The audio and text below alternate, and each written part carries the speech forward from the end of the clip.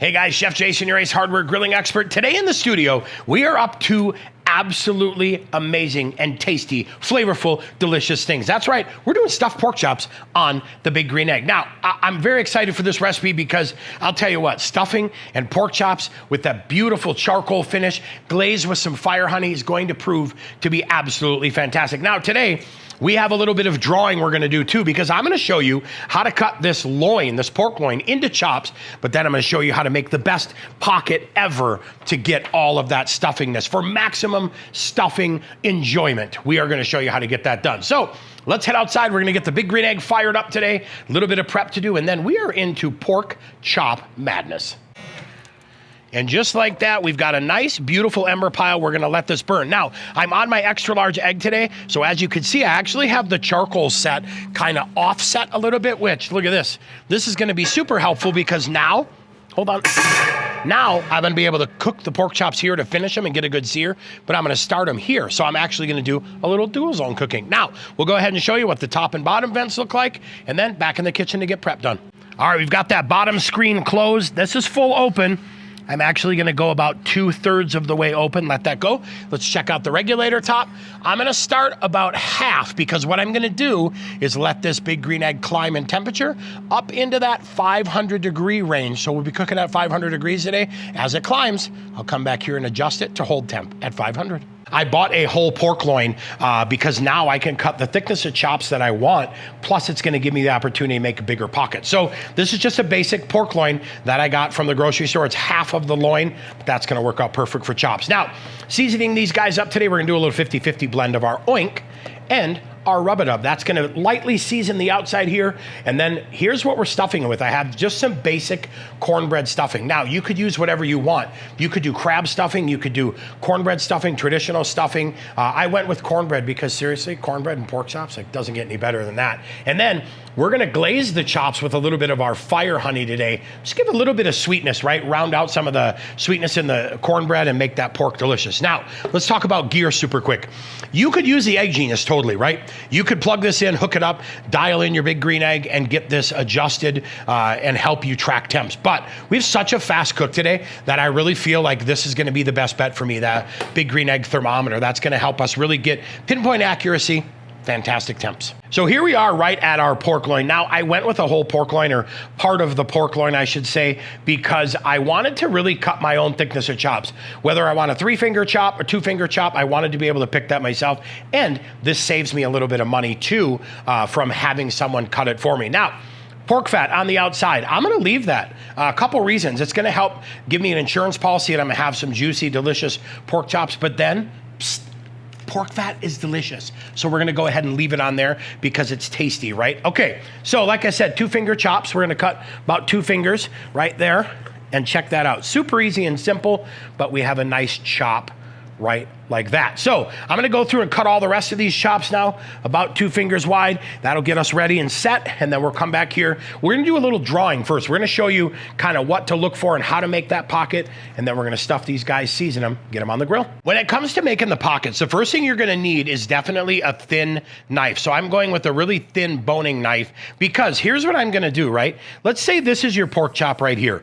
What I wanna do is basically go with the knife in here, but I wanna make a little slit so I have a little wide area that I can start stuffing, but I want to take that knife and basically sculpt all the way on the inside like this, leaving a little bit of an edge, but creating a pocket. That way I'm able to push that stuffing in and literally fill it from the back all the way to the front, leaving just a small pocket. Now, the smaller you can make the pocket, the better off you're gonna be because you won't have any of that stuffing trying to make its way back out. So like I was saying, I'm basically gonna push this knife in.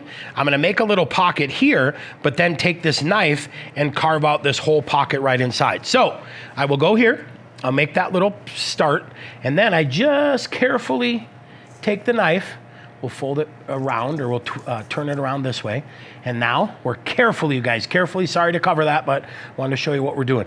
Carefully, we're just carving this out, right? That's the goal. We wanna make sure, a little bit open here, we wanna make sure we get that pocket in there nice and open, we've got good space inside for the stuffing. All right, so what I basically do now is take parts of the stuffing, we're gonna roll it, push it down into that pork chop. Now, you can stuff this as full or as not full as you want.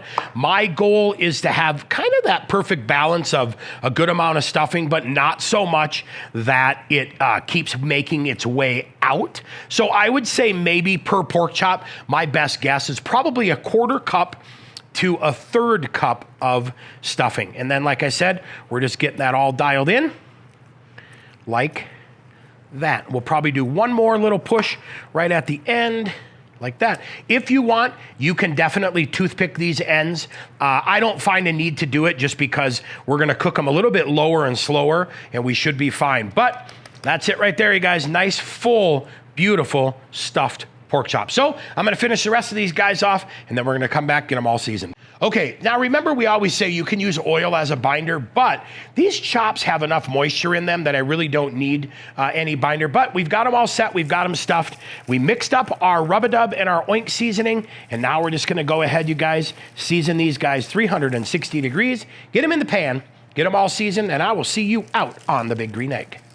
Okay, we'll go ahead and get this last guy added. Now, we have all the chops added. You can see we're in that indirect side, really, we've got that heat coming through here. Now, we're gonna start tracking these guys. That internal temperature we're looking for, 145 degrees on the pork. All right, it is time to flip these guys over, but first, we're gonna go ahead and get the thermometer out, and we're gonna start checking these guys, because I wanna see where we're at temperature-wise. Pork looks like it's at about 100 degrees, and then if I go deeper into the stuffing, we're at about 108 on the stuffing. So we look really good. Time to go ahead and rotate these guys, give them a little flip. Now the beauty is, because we're going nice and slow, we're gonna have a lot less stuffing trying to make its way out. Yes, it's gonna be normal. Some stuffing is gonna try to escape, but we're going nice and low and nice and slow. So we'll go ahead again. Our temp is gonna be 120. We're gonna do these at 120 degrees, then we'll come back. Okay, so here we are right after 30 minutes, and you can see we've already hit that 120 mark. So now it is time to get these guys over here for a little bit of a sear, right? Want to get some char on here, want to get a little bit of color. You can see we've got a little bit of stuffing escaping. That happens, don't worry about it. Like I said, if you're worried about that, you can pick it. But now we're gonna go ahead and get a little bit of char for about 2 minutes, and then we're gonna flip the side, and then get on the other side, and next thing you know, time to glaze with some honey. All right, flip these guys over. Look at that. We are set. Now, what I'm going to do is we're going to go ahead and baste these guys with a little bit of our fire honey. So put a little honey on there.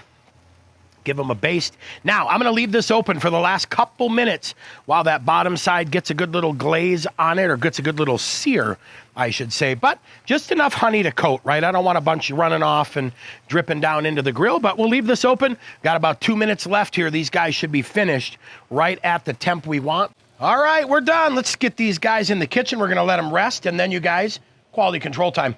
All right, you guys, there we are. We are finished. Now, total cook time, about 20 minutes to get them up and running, get everything set, and then we flipped them. We gave them about another 10 minutes, so literally about a half hour to get everything right where we wanted it, and then just a few minutes left to sear on each side and get that honey to glaze. And I'll tell you what, these things came out perfect. We sliced into this guy. We wanted to check its doneness. We temperature checked it.